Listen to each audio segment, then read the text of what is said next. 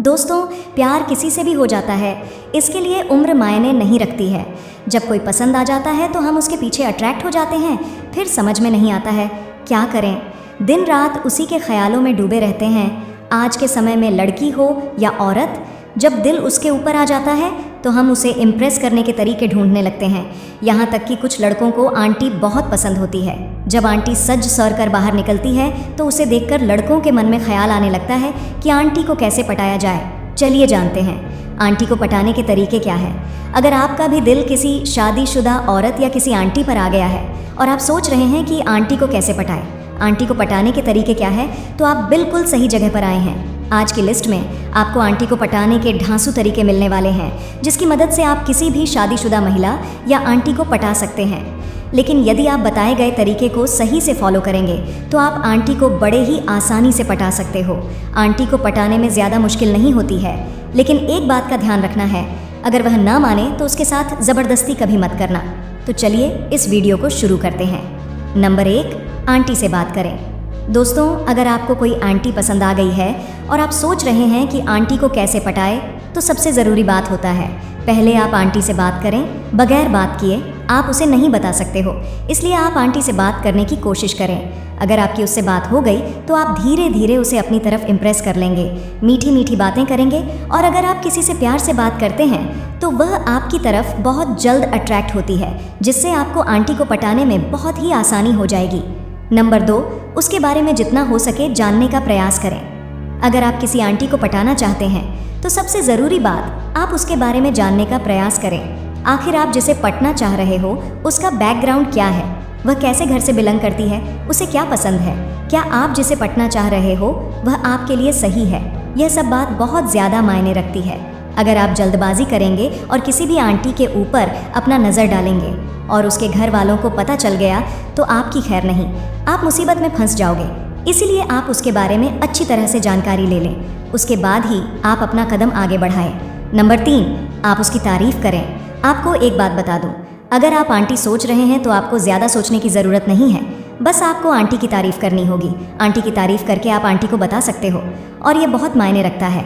अगर आप किसी भी शादीशुदा महिला या फिर किसी लड़की की तारीफ़ करते हो तो उसे बहुत अच्छा लगता है, वह आपकी ओर आकर्षित होती है, इसलिए आप उसकी तारीफ़ ज़रूर करें। ऐसी बात नहीं कि आप उसकी सुंदरता की ही तारीफ़ करें, आप उसकी अच्छाई की भी तारीफ़ कर सकते हैं। वह कोई न्यू ड्रेस ले तो उसकी भी तारीफ़ कर सकते हैं, उसकी कुकिंग या सिंगिंग की भी तारीफ़ कर सकते हो। बहुत लोगों को पता नहीं होता कि तारीफ़ कैसे करें, तो मैं आपको बता दूं, जब वह कोई नया ड्रेस पहने या फिर नई साड़ी पहने तो आप उससे बोलो कि आप बहुत क्यूट लग रही हो, कितनी सुंदर हो। तो फिर देखिए आपकी बात सुनकर वह मुस्कुराएगी ज़रूर। बस इसी से मत समझ जाना कि आंटी पट चुकी है। नंबर 4, आप उसकी बातों में दिलचस्पी ले। चाहे कोई भी लड़की या शादीशुदा महिला हो, अगर आप उसे पटाना चाहते हैं उसकी बातों में दिलचस्पी ले। जब वह आपसे बात कर रही हो तो आप उसकी बातों को ध्यान से सुने, ताकि उसे लगना चाहिए कि आप उसकी बातों में इंटरेस्ट ले रहे हो। आप उसकी बात सुनने में दिलचस्पी ले रहे हो तो ही वह आपसे इम्प्रेस होगी, वरना अगर वह आपसे बात कर रही है और आप अपना ध्यान इधर उधर भटका जाएंगे, इधर उधर देखेंगे, उसकी बातों को ध्यान से नहीं सुनेंगे, तो आप उसे कभी नहीं बता सकते हो। उसे पटाने की बात तो छोड़ो, वह आपसे बात भी नहीं करेगी। नंबर 5, आंटी को टच करें। दोस्तों, ये बहुत ही आम बात है। अगर आप किसी भी शादीशुदा महिला को टच करते हैं और उससे वह कंफर्टेबल फील करती है तो आप समझ जाइए आपका इंप्रेशन बन चुका है, यानी वह आपकी ओर आकर्षित हो चुकी है। आपका टचिंग उसे अच्छा लग रहा है, यानी कि आप उसे पसंद हो। लेकिन इसके लिए आपको जल्दबाजी बिल्कुल नहीं करनी है, बहुत ही सोच समझकर उसे टच करना होगा।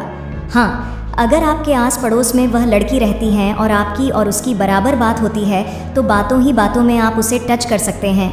लेकिन एक बात का ध्यान हमेशा रखना, अगर आपका टचिंग से वह कोई रिएक्शन नहीं दे रही है, जब आप उसे टच कर रहे हैं तो उसे बुरा लग रहा है, तो आप उसे बिल्कुल टच ना करें। अगर ऐसे में आप जल्दबाजी करके उसे प्रपोज भी कर देंगे तो वह आपका प्रपोजल को रिजेक्ट कर देगी। इस बात का हमेशा ध्यान रखना, जब आप उसे टच कर रहे हो तो उसे कंफर्टेबल फील होना चाहिए। अगर उसे कंफर्टेबल फील नहीं हो रहा है तो आप समझ जाइए वह आपको लाइक नहीं करती है। लेकिन यदि आपके टच करने से उसे कंफर्टेबल फील हो रहा है तो समझ जाइए आंटी पट चुकी है। नंबर 6, आंटी से हंसी मजाक करें। दोस्तों, अगर आप आंटी को पटाने के तरीके के बारे में कुछ भी पता नहीं है तो आप उसे हंसी मजाक करें। अगर आप जिस आंटी को पटाना चाहते हैं और आंटी आपसे बात करती है तो आप उसे हंसी मजाक ज़रूर करें। जब आप उससे बात कर रहे हो तो बीच बीच में कोई जोक या चुटकुला सुनाएं जिससे उसके चेहरे पर हंसी आ जाए। अगर वह आपकी बातों में इंटरेस्ट लेकर हंस के आपसे बात कर रही है, इसका मतलब है कि उसे आपके साथ हंसने और बात करने में काफ़ी आनंद आ रहा है, यानी कि वह आपको लायक करती है। नंबर 7, आंटी को गिफ्ट या साड़ी दें। दोस्तों, आपको पता ही होगा कि किसी भी शादीशुदा औरत या लड़की को गिफ्ट बहुत ज़्यादा पसंद होता है। ज़्यादातर अगर आंटी को कोई गिफ्ट या अच्छी साड़ी दे देते हैं तो वह आपकी ओर बहुत जल्द अट्रैक्ट हो जाती है। वह आपको पसंद करने लगती है और धीरे धीरे आपसे बात करना शुरू कर देती है और बातों ही बातों में आपको प्यार करने लगती है। इसलिए आंटी को पटाने का सबसे बढ़िया तरीका है कि आप उसे कोई गिफ्ट या बढ़िया सी साड़ी ला कर दें। फिर देखिए, आंटी आपको खुद ही पटाएगी। नंबर 8, आंटी को कहीं घुमाने ले जाए। अगर आप आंटी को पटाने के तरीके ढूंढ रहे हैं तो आप आंटी को कहीं घुमाने ले जाएं। किसी लड़की को घर से बाहर निकलना थोड़ा मुश्किल होता है, लेकिन यदि कोई शादीशुदा महिला है और आप उसके पड़ोसी हो तो बेशक आप उसे बाजार में कोई सामान खरीदने के बहाने घूमने के लिए लेकर जा सकते हैं। जब वह आपके साथ घूमने जाएं तो आप किसी पार्क में ले जाएं, उसे मीठी मीठी बातें करें और उसको बातों ही बातों में इम्प्रेस करने की कोशिश करें। यदि आप एक बार उसे इम्प्रेस कर लिए तो आंटी आपकी दीवानी हो जाएगी। नंबर 9, मुसीबत के समय आंटी का हेल्प करें। दोस्तों, सुख के समय तो हर कोई साथ देता है, लेकिन सच्चा साथी दोस्त वही होता है जो मुसीबत के समय उसका साथ दे। और अगर आप आंटी को मुसीबत के समय उसका साथ देते हैं तो वह आपसे प्यार भी करेगी और आपको इज्जत भी देगी। अगर कोई आंटी आपको पसंद है और वह बीमार है या किसी तरह से लाचार है तो आप उसकी मदद करें, यानी मुसीबत के समय आप उसकी हेल्प करें, तो देखिए आंटी आपकी दीवानी भी हो जाएगी और आपका सम्मान भी करेगा। इसके बाद आपको आंटी को पटाने की ज़रूरत नहीं पड़ेगी। आंटी समझ जाएगा कि यह बहुत ही अच्छा लड़का है जो मुझे पसंद भी करता है और मुसीबत के समय हमारा हेल्प भी करता है। नंबर 10, आंटी को अपने दिल की बात बताएं। अगर आप आंटी को पटाना चाहते हैं, आंटी को कैसे पटाएं? आंटी को पटाने के तरीके ढूंढ रहे हैं तो आप एक बात का ध्यान हमेशा रखना, सही समय पर अपने दिल की बात बताने का प्रयास करना, क्योंकि बहुत से लड़के ऐसे होते हैं जो उसे पसंद करते हो, उससे प्यार भी करते हैं, लेकिन दरिया श्रम के मारे अपने दिल की बात नहीं बता पाते हैं और सबसे बड़ी गलती यही कर जाते हैं। अगर आप किसी से प्यार करते हैं और इस अपने दिल की बात नहीं बताएंगे तो उसे पता कैसे चलेगा कि यह हमें प्यार करता है? हो सकता है वह भी आपसे मन ही मन प्यार करता हो। इसलिए आपको इस बात का ध्यान अवश्य रखना है। अगर आप उससे प्यार करते हैं तो आप पूरी कॉन्फिडेंस के साथ उसे अपने दिल की बात बताइए। अगर उसे पसंद ना होगा तो वह रिजेक्ट कर देगी, और अगर उसके दिल में थोड़ा सा भी आपके लिए प्यार है तो वह आपकी बातों को ध्यान से सुनेगी और रिप्लाई भी देगी। तो मित्रों, आपको हमारा ये वीडियो कैसा लगा कमेंट करके ज़रूर बताना।